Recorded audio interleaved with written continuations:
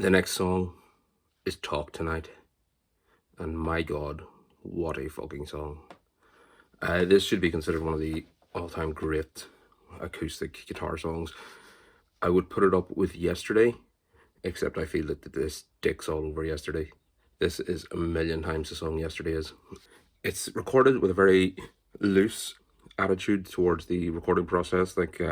Starts off Noel saying something on the mic. I can't quite make out what it's saying. But then he starts on the little slow stab of the acoustic guitar.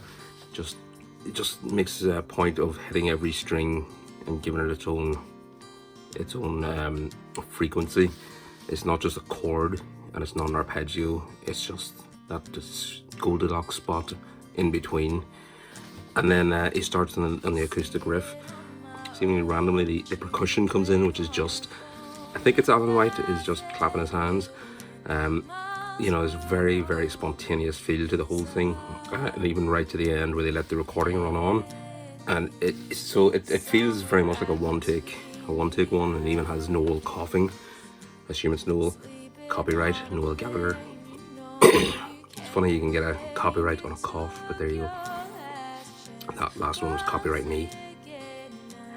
And just the lyrical content, of course, is very personal to Noel. It was after he'd fallen out with Liam for the umpteenth time, and he sojourned from Los Angeles to San Francisco, which is a 5-hour journey by car, and he ended up talking to, or the other direction, I can't remember which, but and he ended up talking to a girl in a bar, and she managed to convince him to stay with Oasis.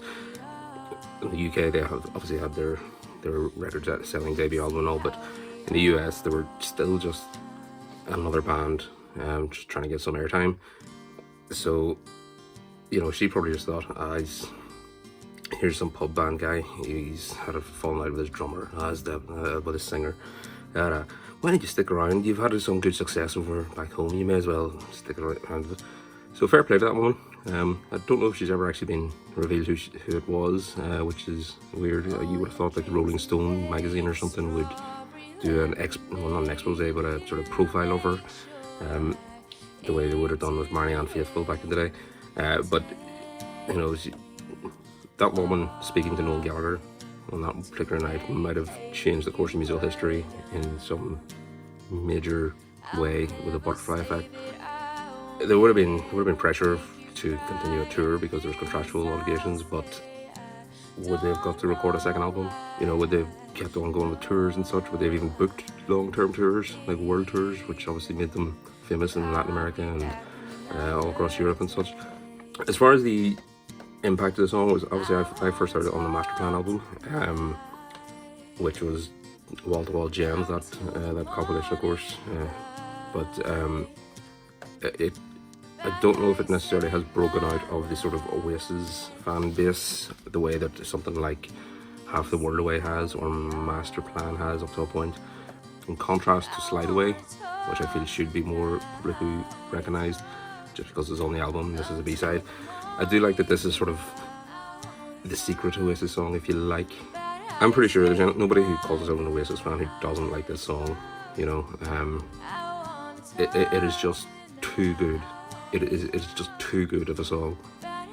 And as I said, it feels like he just wrote it in 10 minutes and recorded it in 2 takes, if even 2 takes.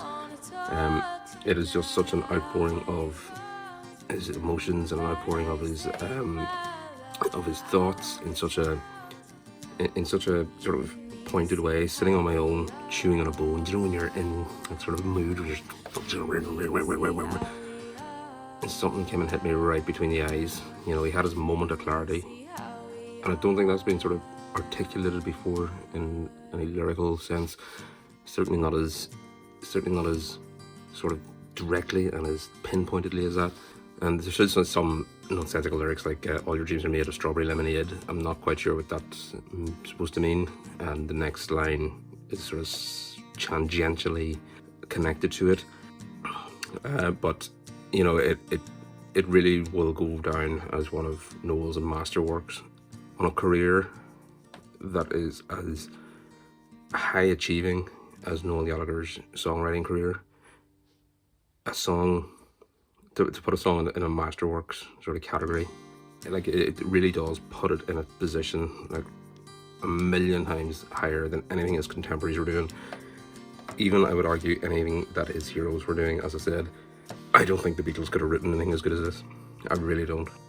You talk about top 5 Oasis songs, this is definitely a top... I would like to say it's a top 5 Oasis song. There's just so many I can't actually, but this would have to be a top 5 Oasis song. This is just one of the greatest conglomerates of melody, simplicity, and just emotional pure thought. Well, what do you think? Do you agree? Do you think that the Beatles could have written anything this good? Do you reckon this is one of the top 5 Oasis songs, or do you just think this is just one of the ones on the B-sides that they didn't bother doing anything with? Let me know in the comments below. Don't forget to like and subscribe with the bell. A bell will ring every time I release a new video. Talk tonight. One of the top 50 Oasis songs of all time. Possibly one of the top 50 songs of all time. You can find my acting, podcasting, and some of my other stuff. Acting, podcasting, other stuff.